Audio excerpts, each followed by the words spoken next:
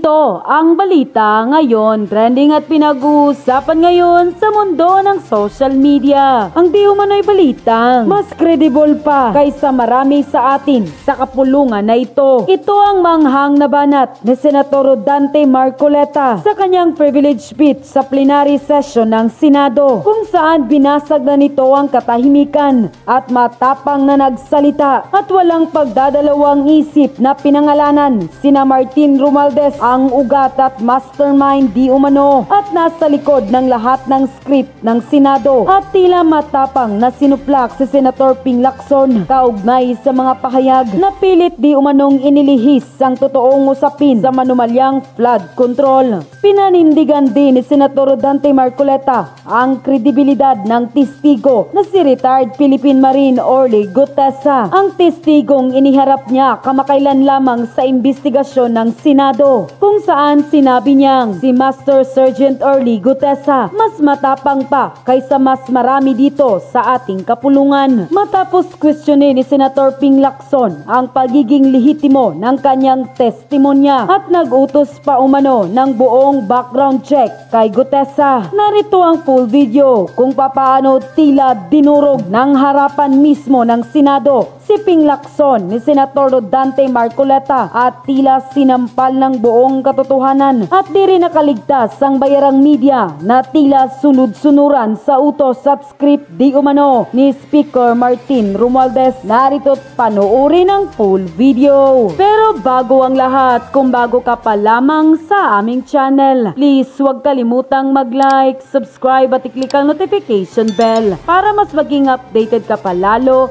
sa lahat pa ng bagong video na i-upload namin. At ito na nga mga kababayan. Mr. President, may we recognize a distinguished colleague from Tarlac and Pampanga, no other than Senator Rodante Marcoleta, Mr. President. Senator Rodante Marcoleta is recognized. Marami pong salamat, Mr. President. Ako po ay tumatayo ngayon para sa isang usaping pampersonal at pangkalahatang pribilehyo. Ginoong Pangulo, ang gulo-gulo na po natin. Ito pong huling pagdinig sa Blue Ribbon Committee na kung saan ay lumabas po ang isang testigo na nagngangalang Master Sergeant Orly Gutesa. Ako po ay nabansagan na kulang po sa kortesiya.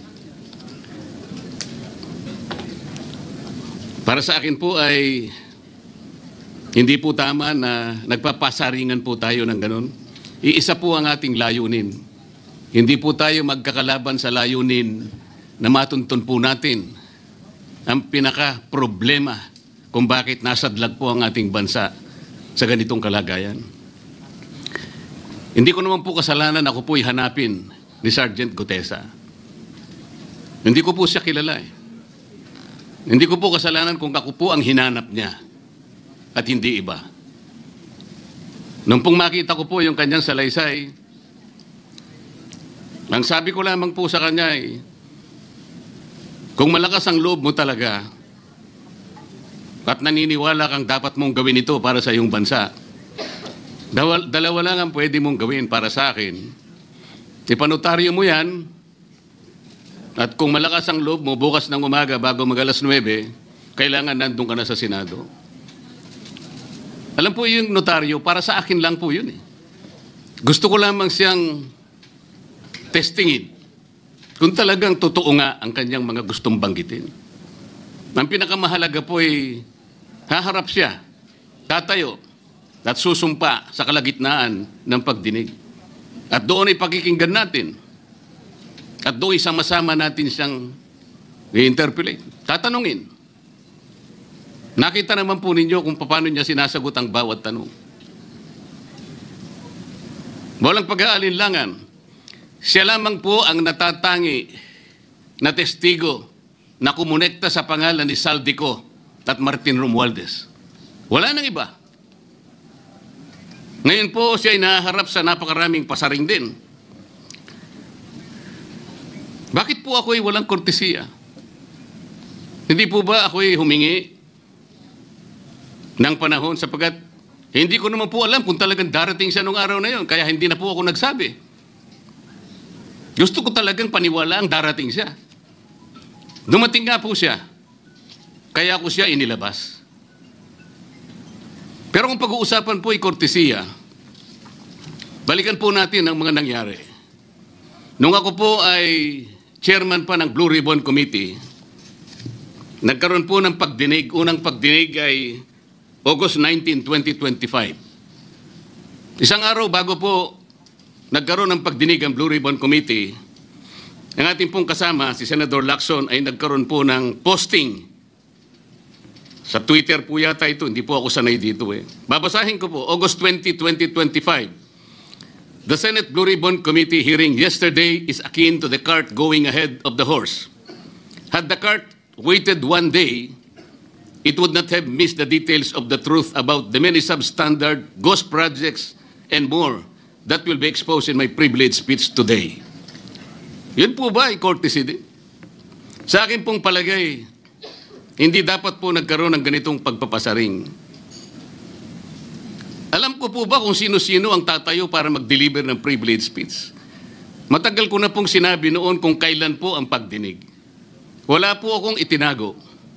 Ngunit kung sasabihin na kung naghintay kami ng isang araw, ay mas marami pa sanang mga detalye at katotohanan ang naihayag.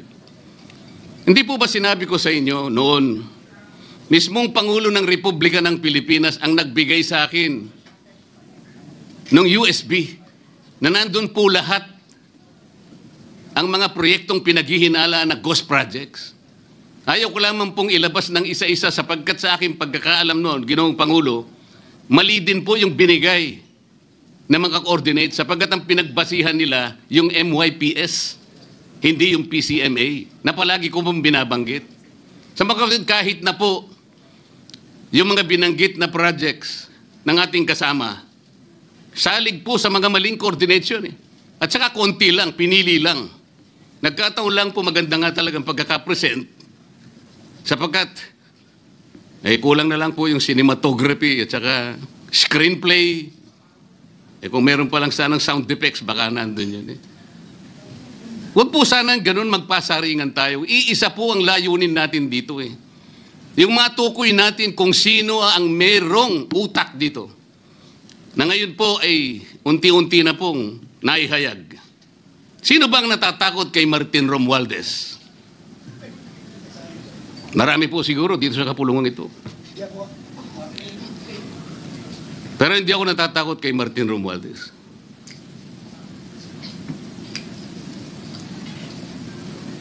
Ngayon po, kino-question po yung notarization ng statement ni Gutesa. Dahil yung babae po, yung abogadong babae, nag-notarize, tinalikuran po niya ang kanyang signature, yung kanyang pirma. Nandyan po ba yung assistant natin para ipakita po natin? Ayan po yung huling bahagi ng dokumentong ninotaryo doon sa opisina ng abogadang babae na ngayon ay tinatalikuran niya ang kanyang pirma. Doon sa right side po, ayan po yung ninotaryo sa dokumento ni Gutesa. Yung kaliwa po ay iba pong dokumento. Tingnan po ninyo yung pagkakahawig. Ibig po ba ninyong sabihin, Ginoong Pangulo, yun pong notarial details, na yun po yung kulay blue, na kung saan nandyan yung PTR, nandyan po yung MCLE number, nandyan po yung kanyang roll number, ang kanyang address. Nakuha po ba ni Gutesa mula sa opisina ng abogada at in-stamp niya? Pagkatapos po yung detalye na nasa bandang kaliwa na kung saan makikita nyo document number, page number, book number, series of 2025. Makukuha po ba ni Gutesa mula sa libro, mula sa notarial register ng abogado? Paano niya makukuha? Tingnan po ninyo yung kabila, ganun din. Bakit po natin hahanapan ngayon si Gutesa at sasabihin pa natin dahil lamang tinalikuran ng babaeng nagnotaryo ang kanyang pirma? Pangkaraniwan na po kasi, Ginoong Pangulo, kahit pumunta kayo sa maraming lugar na kung saan nagnunotaryo, hindi nyo po makikita roon ng abogado. Iaabot nyo lang sa kanyang papel ninyo, pagkatapos isosoli niya sa iyo, pagkatapos nyo magbayad. Itatanong po ba ni Ginoong Gutesa, bago siya umalis, tatanungin po ba niya doon sa babaeng kausap niya kung sino man yun, Madam, kayo po bang may pirma nito? Wala pong ganun eh. Ngayon, kung tatalikuran po ng abogado na yon ang kanyang pirma, ako na po mismo ang magdidirect ng prosecution sa kanya para ma-disbar siya. Sapagkat ginagamit po niya yung opisina na yon. Pakita po ba natin, pwede po nating ipakita yung opisina, yung kanya, ayan po yung kanyang lugar. Ang opisina po niya is Ermita, ngunit yan po ay ginagamit niyang address. Ayan po makikita ninyo. Notary Public 24/7. Ibig niyo sabihin, nandyan at hindi na natutulog yung abogado na yan. Sigurado meron siyang tao dyan na pumipirma. At ginagaya na lamang nung kanyang staff o secretary yung pirma niya. Ganyan po palagi. Kalakaran. Kalakaran, ngunit hindi tama. Sapagkat sa batas po ng notaryo, kailangan nakaharap po yung magnunotaryo sa nagpapanotaryo. Bakit po niya ngayon sinabi na hindi niya pirma yon? Maring hindi niya pirma. Ngunit, tinayaan niya kung sino man ang taong yon na ipirma yung dokumento. Kagaya po ng nasabi ko, naging academic na po yung notaryo. Sapagkat ang tao ay tumayo sa ating kapulungan. Binasa niya yung kanyang statement. Yung mga bayarang media nga po, sinasabi pa eh. Kino-coach ko pa eh. Bakit ko po siya sinabihan na dahan-dahan siya? Dahil po nung panahon na binabasa niya na yung kanyang statement, sinusundan po namin yung kanyang binabasa. Binigyan ko po ng kopya ang chairman ng Blue Ribbon Committee. Binigyan ko ng kopya ang ating Senate President at yung aking katabi si Senator Gatchalian dahil 4 lamang pong original ang meron kami. Yung binabasa pala niya ay Xerox copy kaya may naputol sa baba. Gusto ko lamang pong ma-record ng totohanan. Dahil doon sa umpisa po niya, merong isang linya po siyang nalaktawan. Alam po ito ng mga kasama natin na sinusundan po habang binabasa namin. Doon sa pangalawa po, 2 linya naman po ang nalaktawan niya. Kaya gusto ko lamang pong maging maayos ang pagre-record ng kanyang statement. Ano po sabi ng mga bayarang media? Hindi ko naman po nila lahat. Kaya ako po hindi nagpapa-interview sa kanila eh. Alam ko po ang karakter ng ating media ngayon. Nakakaawa na po ang kalagayan. Binanggit na po ng dating Senate President ang nangyari do sa statement ni Diskaya. Siya ang kauna-unahang nagbigay ng statement na kung saan binanggit ang 17 congressmen. Ngunit, nakakapagtaka. Hindi na po natin tinutuntun yung 17 na yon. Kagaya na nga sinabi ng Senate President, napupunta na, natutuon na yung pagtuntun sa mga kasama natin dito. Bakit po? Natatakot ba tayo kay Martin Romualdez? Siguro po, yung iba sa inyo natatakot. Ginoong Pangulo,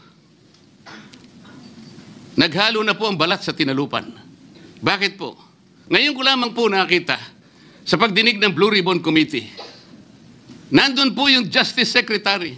Hindi pa po natin natatapos na pagtatanungin yung respondent, yung resource person, na tayo po ang merong legal and physical custody.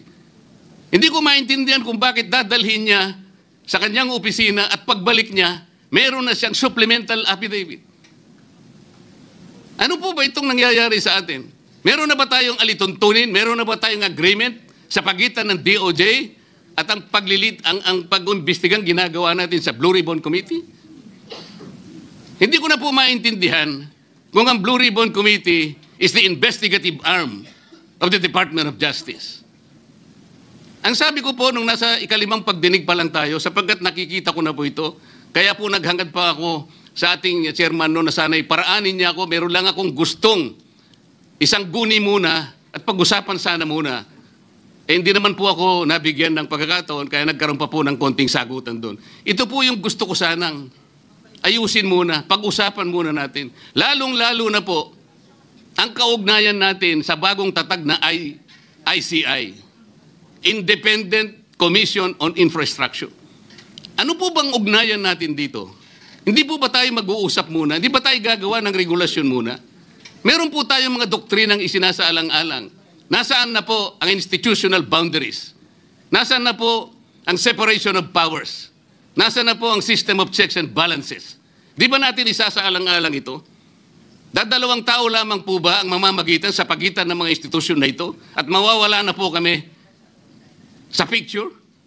Are we supposed to be kept in the dark, Mr. President? Yung po, kung mo ba sinabi ng ICI na isa sa kanilang mga poder, kapag ka nag-request po sila, makakakuha sila ng impormasyon sa House of Representatives, sa Senate, sa Korte, sa Sandigang Bayan, at kahit sinong otoridad. Ibig ba sabihin wala na tayong opsyon na tumanggi? Kailangan po natin pag-usapan muna yon. Ang nangyayari po sabog-sabog na po eh. Baka nga yun ang isang dahilan kung bakit nag-resign po yung advisor na si Mayor Magalong ng Baguio. Yung pong mga pasaring, ito po yung nakakapagbigay sa atin ng hindi naman kailangang pag-aaway-away o pag-aalitan. Hindi po maganda sa ating panig ito. Tingnan lamang po natin yung interview sa DCMM ng ating kasamahan, chairman ng Blue Ribbon Committee, ng mga host ay si Victoria Tulad at si Christian Yosores noong September 28, 2025. Ang tanong po nila, ilang hearings pa ang nakikita ninyong gagawin ninyo? Ang sagot po ng ating kasama, Senator Lacson, yun ang hindi ko pa masabi. Dahil kung may bagong lumalabas na mga testigo at masustansya yung sasabihin, meron pang mga kakulangan na dapat na mapunuan, magtawag tayo ng pagdinig. Tama naman po yun. Pero ito pong pangalawang saknong, ang sabi po, pero kung paulit-ulit lang at masa-sidetrack o kaya palihis yung direksyon ng inquiry, yun ang i-assess namin kasi medyo lumihis na. Ano po yung lumihis? September 28, dito lumabas si Master Sergeant Orly Gutesa. Lumihis po ba o dumiretso? Mula kay Saldico, ikinonekta po niya kay Martin Romualdez. Sa akin palagay, dumiretso po, hindi tayo lumihis eh. Pagkatapos tinanong pa po, do you think po, coach po si Gutesa? At iba pong observation, baka si Senator Rodante Marcoleta dahil parang sinabihan siya nung nagbabasa siya. O nalimutan mo, balikan mo itong paragraph na ito. Naipaliwanag ko na po kung bakit ko lamang siya sinansala at sinabi kong balikan mo sapagkat meron nga po siyang nalalaktawan base po sa sinusundan namin na binabasa niya na dokumento. Ang sagot po ni Senator Lacson, medyo natawa pa nga siya, kayo nang humusga sa lahat ng yan, tayo nag-viral na. Siguro, ang sasabihin ko na lang, yung hula nyo, yun ang hula ko. O hula ko, hula nyo. Parang, your guess is as good as mine. Hindi po maganda yung inference eh. Parang lumilitaw, kinotes ko eh. Bilang isang abogado, magmula po nung ako'y maging abogado, iniisip, hindi ko po ginawa yung mga bagay na ito. Komisar nga ako eh. Hindi na abogado, sila pa yung nagsasabi eh. Katulad po ni Saldico. Ang sabi ko lang naman po eh, matunog na yung pangalan niya. Napakaraming sources na nagsasabi, kumukonekta kay Saldico, pwede ba natin siyang imbitahin? Ang sabi po, hindi na raw siya imbitahin because of interparliamentary courtesy. Ang sabi ko po, ang interparliamentary courtesy hindi po nalalabag kung iimbitahin lang siya. Halimbawa, invitation letter lang. Nagawa ko po yun kay Congressman Toby Chanco. Voluntaryo po yun eh. Kung darating siya, salamat. Kung hindi siya darating, okay lang. Ngunit, ang pinag-uusapan natin ay problemang kasangkot na po ang kinabukasan ng ating bansa. Sasabihin ba natin interparliamentary courtesy? Nakikinig po ang buong bayan. Tatakpan po ba natin ang dahil sa interparliamentary courtesy? Nakasulat po ba sa bato yun? Absolute po ba yun? Yun po yung aking ikinasasama ng loob eh. Hindi po tayo dapat mag-away-away. Iisa po ang ating layunin. Ang ating bansa ang pinaka-importante sa ating lahat. Bakit po kinakailangang ilihis natin? Bakit po tayo gagawa ng paraan para pagtakpan po natin ang hindi dapat pagtakpan? Ginoong Pangulo, ngayon po'y masasabi ko, si Master Sergeant Orly Gutesa ay mas credible pa po kaysa sa marami sa atin dito sa kapulungan ito. si Master Sergeant Orly Gutesa, mas matapang kesa sa mas marami dito sa ating kapulungan. Maraming salamat po, Ginoong Pangulo. Thank you, Senator Marcoleta. Majority Leader.